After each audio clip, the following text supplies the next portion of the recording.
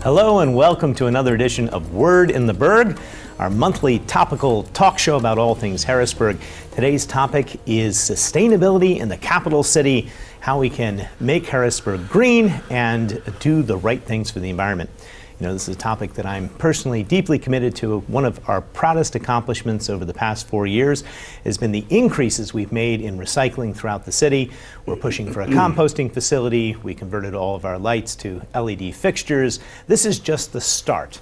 And it's April 22nd is going to be Earth Day, and we're going to be celebrating Earth Day. So we thought we'd use that as the lens to discuss these sustainability environmental issues here in Harrisburg. And I'm joined by three wonderful city employees that you need to get to know. Let me introduce them. First, we have John Rarig, who is our recycling coordinator for the city of Harrisburg. We also have Ron Taylor, who is our parks maintenance director, and Christopher Naif, who is our new sustainability coordinator. And I'll let each of them tell you a little bit about what they do, and we'll talk about specific programs that we have in store for you. But I want to begin by making an important and exciting announcement, which is that the city of Harrisburg, starting on Earth Day, April 22nd, will start recycling glass. That's right. It was controversial a few years ago when we began implementing our new recycling program, the mixed stream, where we started taking things that we've never recycled before in the city. We had to take glass out of the stream at that time, in part because it would break down, corrupt the other materials, make it harder to recycle the many plastics and paper products that we were trying to recycle. But now we have a plan for glass recycling. And to tell you about that, I'm going to start with our recycling coordinator, John Rarig. John, this is an issue that you've been working on for a long time. Let's talk about glass. How are our residents going to be able to start recycling it, and why is that a good thing? The main thing is it's going to save the city a great deal of money.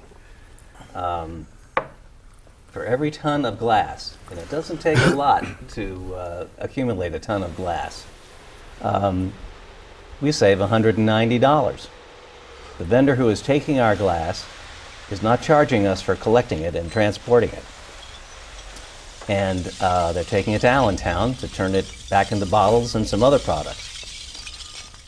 Let me emphasize, this is for jars and bottles only. Very interested in bottles and jars, that's all. Window glass, light bulbs, that kind of thing, no. No mirrors, none of that stuff. That continues to be in the trash. Bottles and jars. All colors welcome, no problem. They can be mixed up, they can break. And but the main thing is savings. Now, of course, this is a really good environmental accomplishment. I mean, we're getting this stuff out of the waste stream. We're not just throwing it into the ground someplace, and we're not taking it to the recycling, the single stream place, because as you said, it tore the machinery up and got contaminated the other things. This is pure glass recycling, and it's a really good and really effective environmental program. So from a resident standpoint, right now with the mixed stream recycling, we can put almost anything in our recycling containers, anything that has those recycling symbols on it. I know at my house alone, we now recycle more than we throw away, and I think that's true for a lot of people in Harrisburg. But my kids, they wanted to know why we couldn't recycle the glass. I kept explaining it's because it couldn't be part of that mixed stream system. But they've been pushing me for some time because they want to see jars and bottles turned back into something useful. And the way it's going to work in Harrisburg is a little different. Rather than simply putting it out with your other recyclables, we're asking you to take it to a series of drop-off centers throughout the community. And John, why don't you talk about a few of the locations and what people will find when they drop their glass off? Right. It's a very important point that the glass is going to be taken out of the regular recycling stream. You're going to have to do this by itself. And we're going to have containers at the 3 Harrisburg fire stations. We're going to have another dumpster we're going to have a truck actually at the Public Works building, the parking lot up at 1820 Paxton Street. And there will be a dumpster near the Broad Street Market. be able to see it very easily. It's a light blue container with plenty of holes in it for you to put your bottles or jars in. And we'll have some other containers too. We expect to have one at the Uptown Shopping Plaza, for example.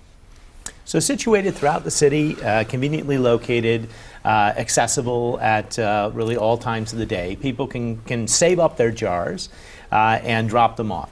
The city is also, we offer curbside service for restaurants and for other large glass producers, bars and those things. So if there's anyone watching who produces a lot of glass in their business, they should reach out to the city and become a part of our commercial glass pickup too.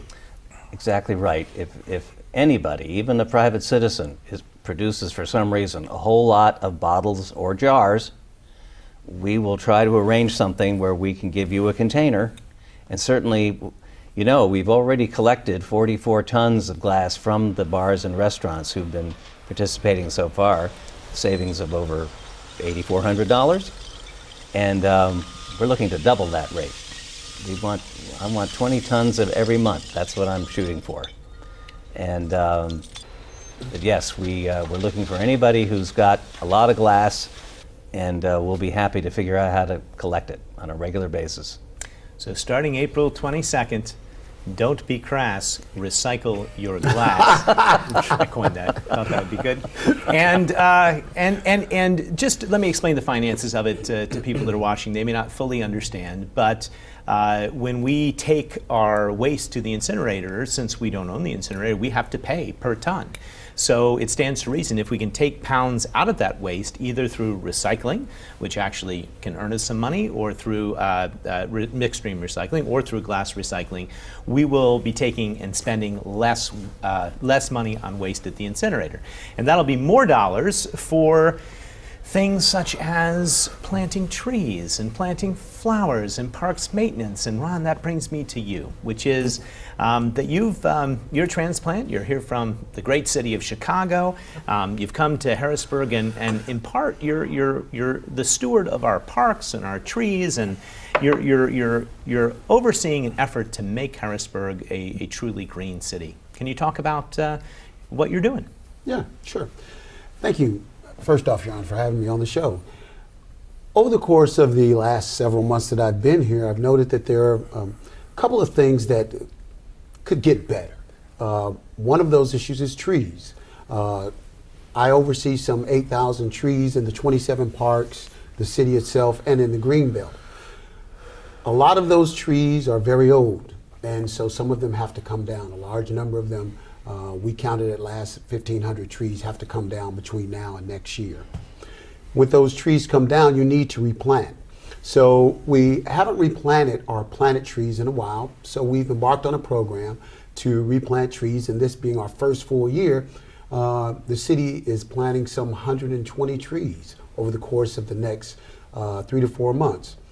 But we're also working with other organizations and groups that are also planting trees. So we estimate we'll plant somewhere in the neighborhood of 200 trees this year. We work with organizations like United Way. This past weekend, United Way came out, and students came out from various high schools and grammar schools around the city, in the city area, and helped us plant some 10 trees. They got a real kick out of it, understanding that and looking at the trees that they were planting and getting the realization that it's going to grow into the trees that have already grown into the park. So as director of maintenance, we plant trees, we help beautify the city, and we do a lot of work with the parks themselves. We work with volunteer organizations also in the parks to not only keep the parks in good operating condition, but to improve the parks. And it's been a dream of mine, you know, in Chicago, because I did a lot of that, to make smart parks, or parks that are great for kids to go to. And a beautiful park is one thing, a clean park is another thing, but a park that you can go to and not only experience playing basketball, but you can experience solar panels, you can experience renewable energy, you can experience water distillation and the entire process that our drinking water goes through. Those are smart parks, because they're not just parks that give you a good time or allow you to have a good time, but they're parks that also fire the imagination and get you thinking. Parks like Reservoir Park are great for that because it has just about everything we need already there. It's just a matter of us utilizing it. So we worked on that and worked on redoing the greenhouse there, the green space, so that we can close that loop on composting, which we are presently in the process of working on, and you're very familiar with that program. Close the loop of composting to actually growing and hosting urban gardens in the city. So it makes the park system or Reservoir Park in itself a great place to go to not only have a good time, not only see solar panels and or alternative energy, but also to participate in urban gardening and understanding the life cycle of food and or plant materials. Yeah. So we're doing all those things. I think that's incredible. I enjoyed participating in the Day of Caring that we just had, planting trees with the kids. Do you want to talk specifically about what we have planned for Earth Day? Well, for Earth Day, we have a couple of things planned. We're going to work specifically on planting another 75 trees with the Friends of Midtown and Habitat for Humanity. We have a delivery coming in of about 125 trees that those organizations as well as the city will be out and planting. So we're looking for volunteers. We're looking for people to participate, to come out. You can work with one of those organizations or you can contact me directly at city offices and we'll put you in with a group to come out and help clean the parks, help green the parks, or give you an opportunity to learn something new, a new skill like planting a tree, which is not as difficult as people would put it on to be, but it is a learning experience every time you plant one. Well, sounds great. So call 311 not only with your questions or comments about glass recycling, but also if you want to get in touch with Ron and volunteer in one of our parks or playgrounds, either for a tree planting or a cleanup or other types of projects. One thing that I did want to highlight was you mentioned the greenhouse, and I think there's a lot of potential there. We look at this new composting facility that we're planning for the edge of the city, where we're planning to take students and teach them about the carbon life cycle and about the importance of the environment. We can also teach them about growing plants and have another classroom at the greenhouse right on the edge of Reservoir Park. I was incredibly impressed with that facility, and I think that's something that we can look to expand to. So between the composting facility and the greenhouse, a lot to look forward in terms of outdoor environmental educational classrooms. And all of this coincides, I believe, with the growth of the city and the evolution of Harrisburg into a green town, a place where you can easily see what the 27 parks and the Greenbelt have to offer in regards to getting you in touch with the environment, ensuring that the environment is healthy, which in turn reflects the health of the city and the citizens of the city. And as I think people at home can see, we've got a great team here at the city working hard. Our newest member of that team is Christopher Nath. Chris, what is a sustainability director? Do you want to talk first about what it is that you do? Okay. Well, I would probably sum that up basically with the first task that I completed when I was hired here.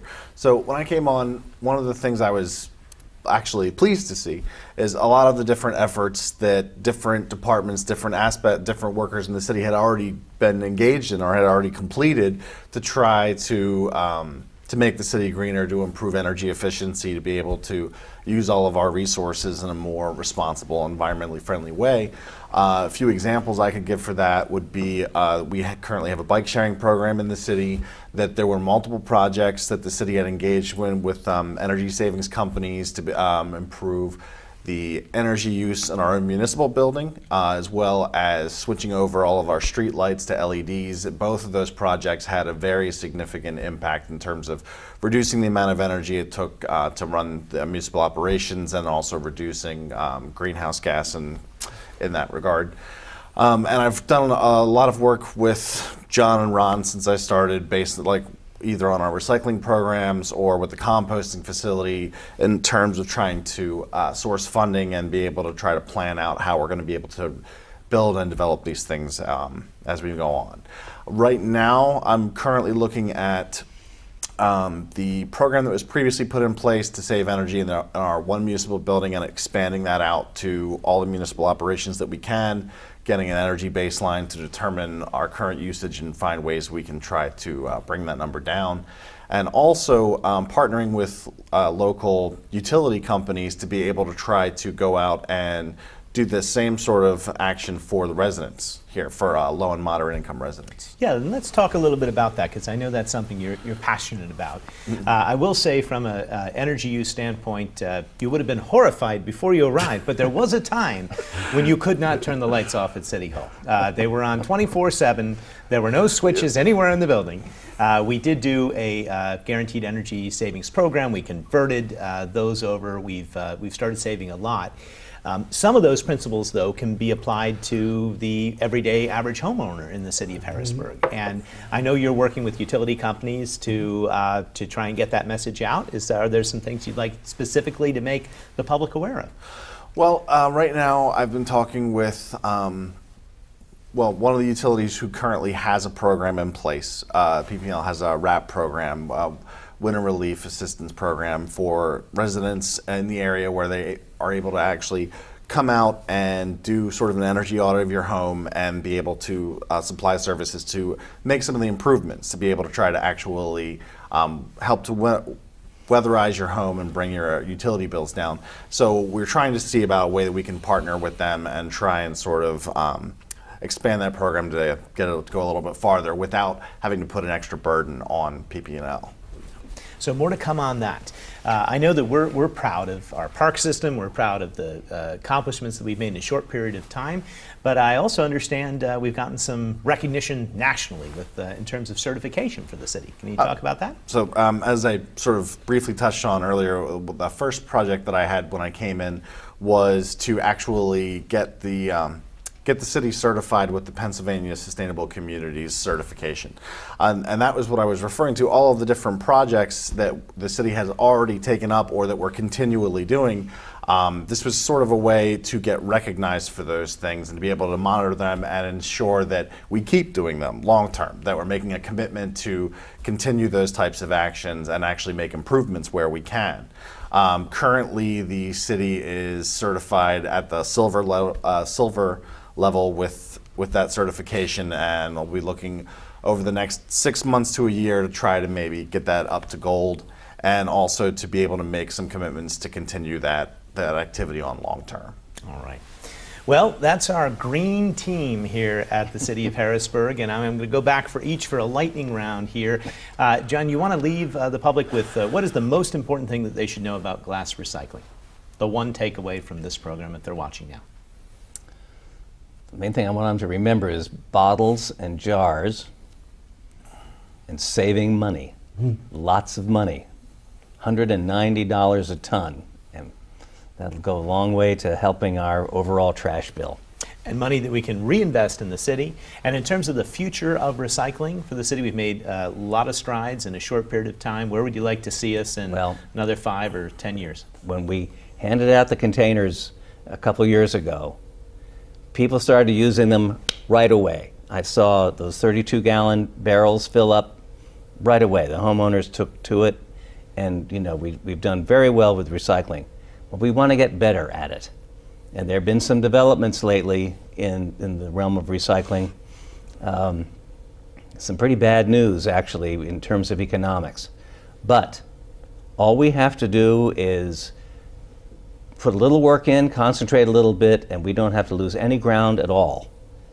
And we'll do an even better job of recycling. And I look forward to bringing that to the public in this next summer. Yeah, and really, you talk about the economics of glass recycling, but we were at the forefront of removing glass from the mixed stream recycling, therefore making that product more marketable and less wear and tear on that machinery. And now we are doing our sort of single source glass recycling, and we've turned that into a economic win for the city by reducing the costs in the stream. So it is important, I think, to note the economics of recycling, but also to recognize that it is the right thing to do for the earth and for our environment.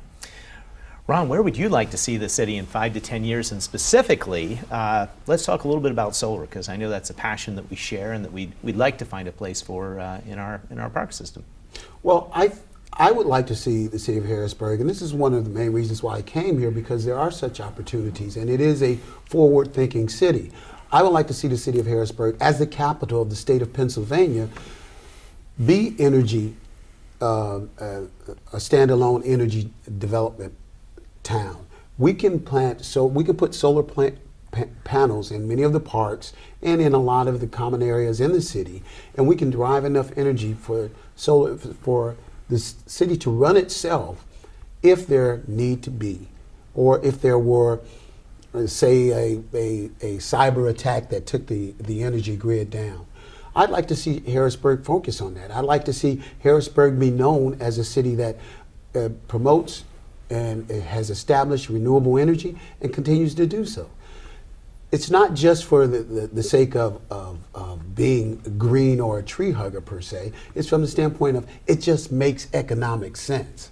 And I learned in Chicago that sustainability is really termed MEAT, or maximum efficiency in all things. And that's how we see it, sustainability. And I'd like to see Harrisburg in the next 5 years become a city that operates more efficiently and more economically through sustainable practices. Yes, and all of this, Chris, is going to be codified in what you're currently working on, right? Which is the sustainability plan for the city. Yeah. So let's talk about that. And where would you like to see the city in 5 or 10 years? Well, as you mentioned, we are in the process currently of trying to develop a long-term sustainability plan for the city, which would incorporate all the types of things we've been talking about today. And actually, just for an example, one of the things what I was talking about as far as doing baselining and energy efficiency modeling for the city and trying to bring everything down is essentially a first step, and then moving to what Ron was talking about in terms of trying to source renewable energy, because one of the first, you always should try to increase your efficiency as much as possible before you switch over to that sort of energy source. And I would say definitely the message that they both had indicated that usually when you can try to improve the environmentally positive aspects of what you're doing and increase the efficiency, you're also saving money. Like in terms of sustainability, it's not something where, so to speak, where you're costing more money or ending jobs, that sort of thing. Usually it's just the opposite. And related to that too, we're also looking at trying to convert over a lot of our fleet vehicles to run on more renewable fuels, so like either electric cars or biodiesel for some of the heavier vehicles. And all of these things sort of tie together. And I think what I would like to see in the next 5 to 10 years is a lot of these ideas that we've had continue to take root and actually be able to start building a lot of these programs up. Yes, that's definitely my vision as well, and I think we're fortunate to have such a great, well-integrated team focused on the future of the city, and I want to thank you very much. So, quick update on composting. For those that have been following, we are about to submit our paperwork to DEP, and we're hoping to get that facility up and running and permitted this year. In terms of the greenhouse, we're still working on possible funding sources and grants to bring that back. Hopefully there'll be more on that to come.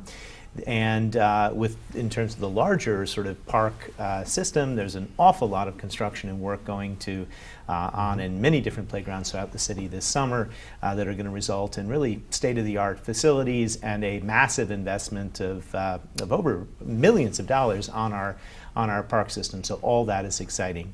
And I again want to leave you with the important announcement that the city will begin recycling glass on Earth Day, April 22nd.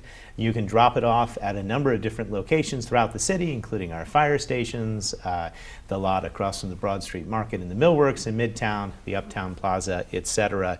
We'll have a map that we will circulate and post on social media with all those drop-off locations, but start saving up your glass now and drop it off when it is convenient for you. And Your Honor, Yes, one Ron. last thing. People should get out there and participate. Volunteer. You know, you don't have to be, sustainability doesn't mean that you're putting in solar panels. It can be as simple as planting a tree, planting a flower, cleaning up in your neighborhood, or cleaning up in the park system. And we're always looking for people to help. All right, and again, if you want to reach out to Ron, take advantage of one of the great volunteer opportunities we have in the city, why don't you call 311 and get in touch with us. Thank you for watching, and until next time, I'm Mayor Eric Pappenfuss, and this is Word in the Burg.